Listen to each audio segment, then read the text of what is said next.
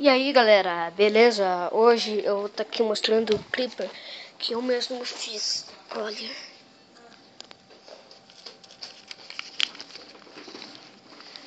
não é tão direitinho, mas ele tá bom.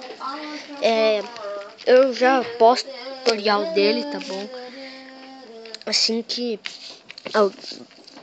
bastante pessoa gostar e pedir o tutorial, né? Acho que bastante pessoa. Eu tenho uma no meu estojo.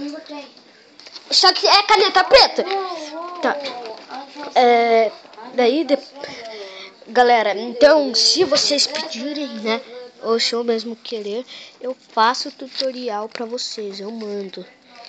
Tá? Não vai demorar muito isso, eu posso garantir, tá? Pra vocês. E é isso, né? Eu só queria fazer a demonstração do Creeper. Então, valeu, falou, fui e tchau.